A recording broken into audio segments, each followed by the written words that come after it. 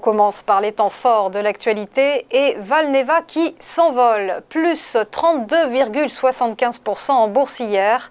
Le laboratoire franco-autrichien a réussi son essai de phase 3 pour son candidat vaccin contre le Covid-19. Les résultats sont positifs et l'avancée est très nette. Valneva développe, on le rappelle, un vaccin, un virus désactivé à la technologie plus classique que l'ARN messager. Le soulagement donc pour la biotech, un mois après le coup de Trafalgar des Britanniques et l'annulation d'une méga commande de 100 millions de doses. Valneva qui au premier semestre a triplé sa perte nette, chiffrée à 86 millions d'euros.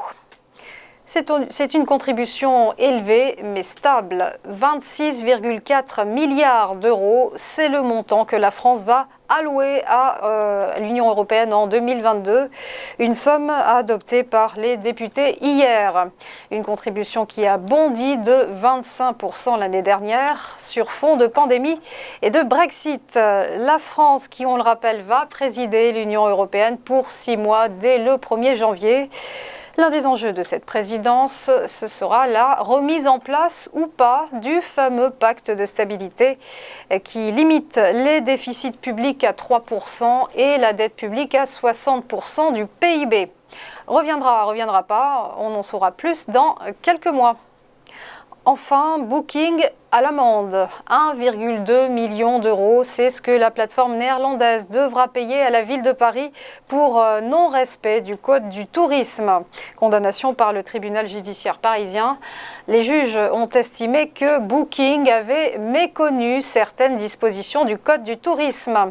Plusieurs informations n'ont pas été transmises à la ville de Paris, notamment le nombre de jours au cours desquels des meublés de tourisme faisaient l'objet d'une location.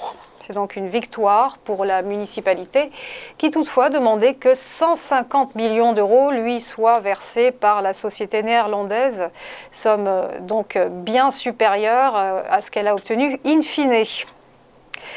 On passe au point bourse et petit rappel de la clôture des marchés financiers hier. Perte de vitesse pour le CAC qui a chuté de 0,8% à 6673 points. Idem à Francfort, le DAX accusait une baisse de 0,72%. Le FTSE londonien, lui, reculé de 0,42%.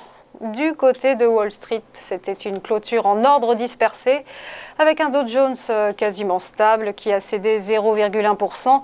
Les mauvais chiffres de la production industrielle en recul de 1,3% ont pesé, mais sans excès, on le voit.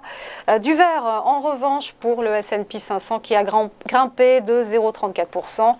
Et un Nasdaq Composite qui a pris 0,84%. Enfin, un dernier mot concernant le Nikkei et l'indice de Tokyo qui ce matin est en hausse de 0,65%. Voilà, restez avec nous, à tout de suite pour ChronoCAC.